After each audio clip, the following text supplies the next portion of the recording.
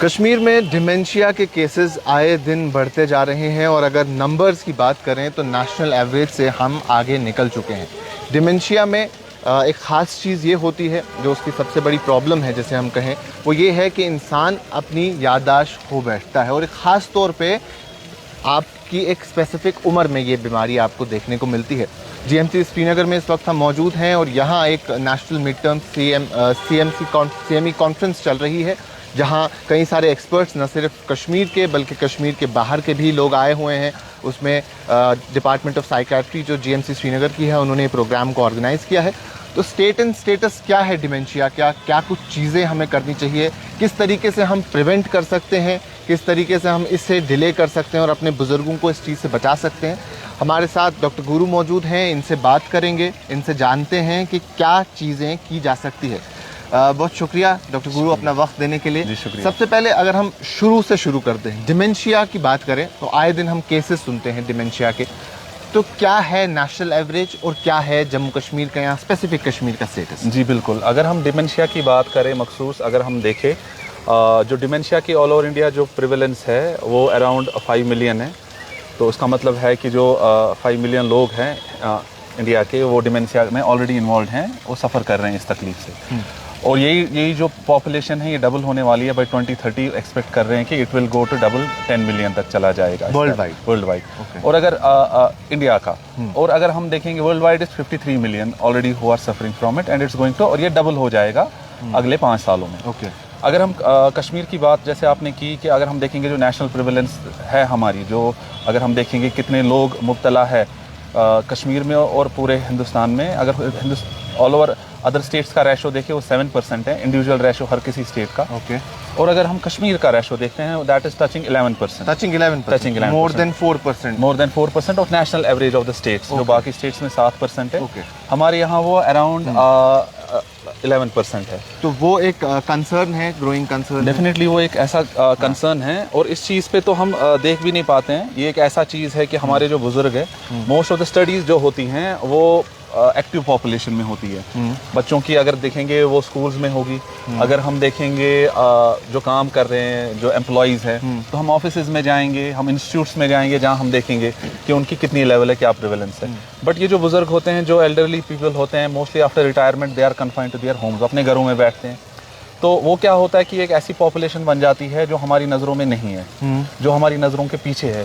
تو یہ سلولی سفر کرتے ہیں اپنے گھروں میں, اپنے جو ان کے ہومز ہوتے ہیں جہاں رہتے ہیں یہ, بٹ وہ ہمارے سامنے نہیں آتے ہیں, فور فرنٹ پہ نہیں آتے ہیں. یہ تب آتے ہیں ہمارے پاس جب کہ ان کی جو سیویرٹی ہوتی ہے وہ بڑھ چکی ہوتی ہے. جب یہ ڈیفیکلٹ ہو جاتا ہے, یہ ایک بزرگ جو ہوتا ہے جب یہ ڈیفیکلٹ ہوتا ہے گھر والوں کو مینیج کرنے کے لیے یا وہ اپنا خیال نہیں رکھ پاتا ہے, تب جا کے وہ ہمارے سامنے آتا ہے.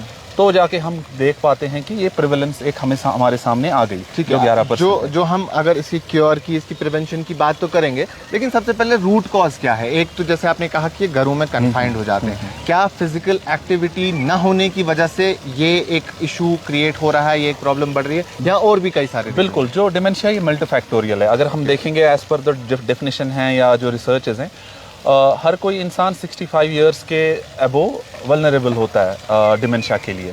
یہ تکلیف اس کو ہو سکتی ہے. کچھ فیکٹرز ہیں 65 سے اگر ان کی عمر ہو گئی تو اس کے بعد وہ ولنریبل ارلی, اس کو ہم ڈیمنشیا کہتے ہیں. اس سے پہلے بھی ہو سکتا ہے, بہت سارے انسٹنسز ہوتے ہیں جن میں 55 سے اسٹارٹ ہوتا ہے, تو ہم اس کو ارلی آن سیٹ ڈیمنشیا کہتے ہیں کہ جو ہماری کرائیٹیریا اس سے پہلے ہی اسٹارٹ ہو گیا.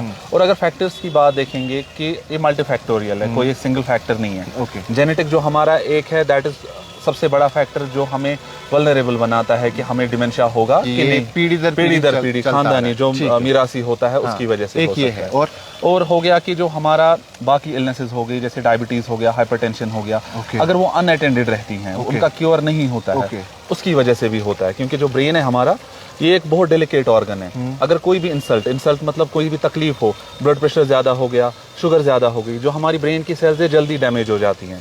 اور برین کی سیلز ایسی ہیں کہ اگر یہ ایک بار ڈیمیج ہو گئی یہ ریکور نہیں کرتی ہیں. تو اسی لیے ہم عموماً دیکھتے ہیں کہ جو ڈیمنشیا ہے وی آلویز سے کہ ڈیمنشیا کو ہم پریونٹ کر سکتے ہیں, کیور نہیں کر سکتے. یہ ایک ایسی بات ہے جو بولنے میں بھی تکلیف دہ ہے لیکن یہی سچائی ہے. تو جو آپ نے بات کہی ڈاکٹر صاحب, ابرار صاحب, اس میں آپ نے کہا کہ हाइपरटेंशन और डायबिटीज, ये दो चीज़ें तो कश्मीर में बहुत कॉमन है। बिल्कुल। और हाइपरटेंशन ऑलमोस्ट हम every second individual is suffering from hypertension and every third fourth individual is suffering from diabetes.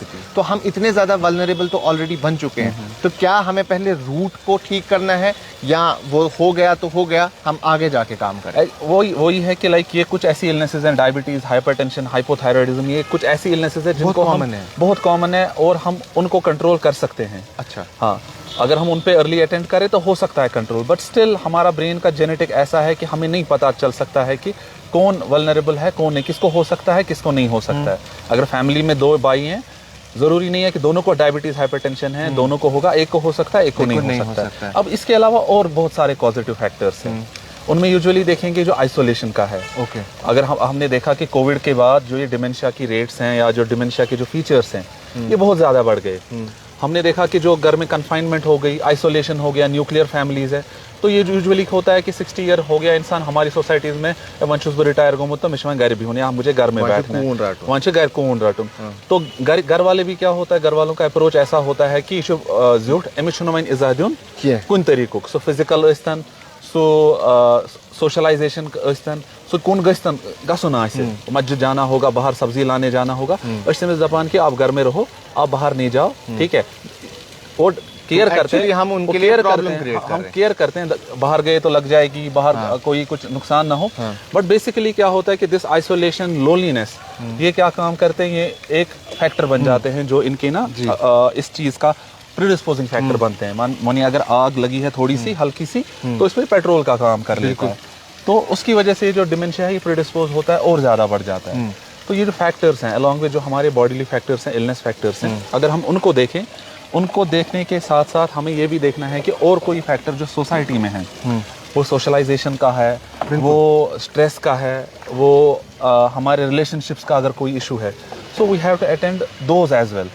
अगर उनको हम अटेंड नहीं करते हैं, वो एक फैक्टर बनेगा कि डिमेंशिया और जल्दी प्रोग्रेस। सबसे ज़्यादा ज़रूरी है कि पहले हम रूट को ठीक करें, अगर हम कर पाएं। लेकिन जैसा आपने कहा कि एट टाइम्स हमें मालूम भी नहीं होता है कि हमें हाइपरटेंशन है, and it is very common in Kashmir के एशन है मतलब एशन तरह फिक्रे के हाइपरटेंशन है कि बेकिन बासा कल दो है ना, तो वो उस स्टेट में। तो अगर डिमेंशिया अब आपको हो गया, किसी शख्स को डिमेंशिया है, वो अर्ली स्टेज पे है, तो क्या कुछ अर्ली सिम्टम्स है जिससे एक जो सुनने वाले लोग हैं, अगर अल्लाह ताला सब पे रहम करे, लेकिन अगर उनके पेरेंट्स हैं, उनके कोई ग्रैंड पेरेंट्स हैं, वो चीज़ें उनमें नोटिस करके डॉक्टर को कंसल्ट कर ले टाइमली तौर पर, क्या अर्ली सिम्टम्स? बिल्कुल अर्ली सिम्टम्स जो हमारे होते हैं, जो डिमेंशिया है, ये मेमोरी और कॉग्निटिव फंक्शंस का रोल होता है। मेमोरी को होगी हमारी यादाश्त, जो यादाश्त है या तो इस वना मेमोरी पावर उस वना एक तो वो है, दूसरा हमारे कॉग्निटिव फंक्शंस। कॉग्निटिव फंक्शंस को हम ऐसे एक्सप्लेन करते हैं कि रोजमर्रा की कामें जो करनी है, फॉर एग्जांपल कपड़े पहनने हैं, कंगा करना है, ये हमें वॉशरूम जाना है, ठीक है, हमारा कोई रिश्तेदार घर आ रहा है उसका नाम रिकॉल करना है। अगर ये बुजुर्ग कैलकुलेशंस करता था, अपने अकाउंट्स देखता था, वो अपने अकाउंट्स नहीं देख पा रहा है, उसको अकाउंट्स के साथ, कैलकुलेशंस के साथ डिफिकल्टी होती है। जो नॉर्मल रोजमर्रा की जो इजी टास्क है जो हम करते हैं, मैं करता हूँ, आप करते हैं, जैसे वो भी करते हैं, उनमें उनको डिफिकल्टी आए, वो नहीं कर पा रहे हैं, उनको लग रहा है कि वो गलत कर रहे हैं कहीं। कोई अपने जैसे रिलेटिव्स आते हैं, यूजुअली कहते हैं कि अगर कोई आता है वो कहता है कि मुझे चोन नाव याद पेवान कीन, या कोई कश वनान कि मजान खा, या जो बुजुर्ग होता है मैं जान वज तो वनान बजान शक्ल तो मगर नाव चुन याद पेवान की। तो हमें देख लेना चाहिए जो सबसे this is a symptom. Okay, ये सिम्टम है। यूजुअली अगर आप उनसे पूछेंगे 50 साल पुरानी दास्तान कि आप कहाँ काम करते थे, उसमें क्या हुआ था, जो पुरानी मेमोरीज है they are almost intact in dementia people. But क्या होता है कि जो रिसेंट मेमोरी है, उन्होंने कल क्या खाया, एक हफ्ते पहले क्या किया, कौन आया था, कौन है, अगर बच्चों के बच्चे देखेंगे, अगर हम देखेंगे उनके रिलेटिव्स देखेंगे, रिसेंट रिलेटिव्स जो हैं, तो उनमें उनको डिफ़िकल्टी होती है रिकॉल करने में, जो उनकी अपनी कैलकुलेशन होती है। फॉर एग्जांपल बहुत सारे पेशेंट्स ऐसे होते हैं, वो कहते हैं कि हमने पैसे कहीं रखे थे, वो हमें मिल नहीं रहे हैं, हमारी चीज़ें खो रही है, हमारे घर से हमारी चीज़ें खो रही हैं। तो ये अर्ली कुछ सिम्टम्स ऐसे हैं ना जो हमें पिक करने हैं। जब हम उनको पिक करेंगे तो उनको अगर हम पहले ट्रीट करें तो जाके ना फिर ठीक कर सकते हैं इसको। Early prevention, early identification and early intervention, یہ ہر کسی میڈیکل النس کا پروٹوکال ہے, خالی ڈیمینشیا کا نہیں ہے. اگر ہم ڈائبٹیز ہائپر ٹینشن کو دیکھیں اس میں بھی یہی ہے کہ as soon as you identify it and as soon as you treat it, وہ سب سے بیٹر اس کا out come. So like we say, prevention is better than cure. Prevention is better than cure, but here prevention we have to see what we are doing نا, ہمیں کس چیز سے prevent کرنا ہے. بٹ اف وی آر سسپیکٹنگ کہ تکلیف ہے سو we have to cure it, ہمیں نیگلیکٹ نہیں کرنا ہے, ہمیں اگنور نہیں کرنا ہے اس چیز کو. تو وہ ایک چیز ہے. جیسے اب آپ نے ڈاکٹر صاحب اس میں کہا کہ بیسک چیزیں, لائک ہمارا جو روٹین ہوتا ہے, اپنا ڈریس بدلنا, کانگو کارون, پالو باداون, پاکون, نیرون, نام تلین, اخبار پارون, اگر ان چیزوں میں کہیں نہ کہیں فرق آتی ہے یا ہمیں لگتا ہے کہ ہمارا جو گھر پہ بزرگ ہے وہ یہ کام نہیں کر رہا ہے, اوائڈ کر رہا ہے, تو یہ ہمیں سمجھ جانا چاہیے کہ یہ سمٹم. ہاں, میموری کے ایشوز آ گئے, یہ چھوٹی ہماری ایکٹیویٹیز اور ڈیلی لیونگ جو ہے روزمرہ کی, ہمیں لگا کہ ان میں ڈسٹربنس ہو رہی ہے, اس کو ڈیفیکلٹی ہو رہی ہے, وی شوڈ ناٹ ہیزیٹیٹ, ہمیں آنا چاہیے, ہمیں اس کے لیے ٹریٹمنٹ لینی چاہیے. ایک اور چیز جو بہت امپورٹنٹ یہاں ہے اور یہ ہمیں دیکھنے کو ملتی ہے, میں نے اپنے آس پاس بھی یہ چیز ایکسپیرینس کی ہے, ڈیمینشیا جو ہے وہ کہیں نہ کہیں پارکنسن سے لنک. تو وی ہیو اے کیس جہاں پارکنسن ہے اور انہیں وہ ٹرمرز فیل ہوتے ہیں, شیور ہوتی ہے ان کی باڈی, ایٹ ٹائمز ہمیں بازو میں دیکھنے کو ملتی ہے, کبھی فیشیل موومنٹس میں ہمیں دیکھنے کو ملتی ہے, کبھی مسل کریمپس ہوتے ہیں. تو یہ ساری چیزیں اس میں ہوتی ہے. ٹریٹمنٹ چل رہا ہے, لیکن جیسے آپ نے بھی شروع میں کہا کہ اس کا کوئی کیور نہیں ہے اسے, لیکن ہم پریونٹ کر سکتے ہیں, اسے ہم ڈیلے کر سکتے ہیں. تو کیا کر سکتے ہیں ہم کہ اسے سلو ڈاؤن کر سکیں اس کے سمٹمس؟ جیسے آپ نے کہا کہ پارکنسونزم بھی وہی ایک ہمارے برین کا ہی ڈس آرڈر ہے پارکنسونزم, جس میں ہمارے جو کچھ کیمیکل ہوتے ہیں برین کے وہ کم ہو جاتے ہیں. جب وہ بن نہیں پاتے ہیں تو ہمیں یہ سمٹمس فیل ہوتے ہیں, جیسے موٹر سمٹمس ہوتے ہیں, ہاتھ پیر اچھے سے نہیں چلتے ہیں, یا ہمارے بولنے میں دقت ہوتی ہے, یا ہمارے نارمل جو ایکٹیویٹیز ہیں ان میں دقت ہوتی ہے. یوزولی انسان جو ہے وہ روبوٹک بن جاتا ہے, بہت ہارڈ اسٹف ہوتا ہے. تو اس چیز کے لیے, اور ڈیمینشیا ان پیشنٹس میں بہت کامن ہے, وہ جو پیشنٹس ہوتے ہیں پارکنسونزم, کیونکہ جو کیمیکل لیول پہ جو کام چل رہا ہوتا ہے, کیمیکل لیول پہ جو انٹریکشنز ہو رہی ہوتی ہیں, وہ کچھ حد تک ڈیمینشیا کو پریڈسپوز کر لیتی ہیں. اگر کسی کو پارکنسونزم ہے, ارلی لائف سے پارکنسونزم سٹارٹ ہو گیا, تو وہ اس کو چانسز ہے کہ اس کو ڈیمینشیا بھی ہو جائے, کیونکہ نیورونز ہیں, نیورونز آر نا انڈر اسٹریس, وہ ڈیمیج ہو رہے ہیں, تو ساتھ ساتھ وہ پریڈسپوز ہوگا. سیم پارکنسونزم میں بھی ہے. Effective control of پارکنسونزم can lead to better out کم, اور we can prevent ڈیمینشیا as well. Slow down کیسے کر سکتے ہیں ہم جو یہ چل رہا ہے, کیونکہ آپ نے کہا کہ اس سے چانسز ہیں کہ ہم کل کو ان پیشنٹ کو اللہ نہ کرے ڈیمینشیا بھی ہو سکتا ہے, تو اوور آل کیسے, کیونکہ کیور نہیں ہے لیکن ہم اسے ڈیلے کر سکتے ہیں, تو ڈیلے کرنے کا کیا ڈیلے جو اگر, کیونکہ جو جس پیشنٹ کی میں یہاں بات کرنا چاہوں گا, جو پیشنٹ ہے جو میں نے دیکھے ہیں, ان میں یہ چیز دیکھنے کو ملتی ہے کہ ایٹ ٹائمز وہ پورا دن سوتے ہیں, کوئی ایکٹیویٹی ان کی نہیں رہتی, ایٹ ٹائمز وہ بالکل بھی بات نہیں کرتے ہیں, وہ پریفر نہیں کرتے, بٹ کبھی ایسا دن بھی ہوتا ہے کہ وہ ٹاک ایکٹیو ہو جاتے ہیں, بہت بات کریں گے, فری رہیں گے, اچھے سے رہیں گے, لیکن کبھی ایسا ہوتا ہے کہ وہ بالکل ہی اس کا اپوزٹ دیکھنے کو ملتا ہے. کیسے ہم انہیں وہ ڈیلے کر پائیں ان کے سمٹمز؟ جو سمٹمز ہے, سمٹمز دونوں, اس میں دو ٹریٹمنٹس کا رول ہے. One is pharmacological, another is naan pharmacological. Pharmacological ہو گیا جو دوائیاں ہم دیتے ہیں, وہ ہمیں ایڈوکیٹ ڈوز پہ دینی ہے, ایڈوکیٹ ٹائم پہ بھی دینی ہے. یوزولی ہمارا کیا ہوتا ہے کہ شام چھ دوا کھیون, شام مطلب گو بات پات کھیون دوا.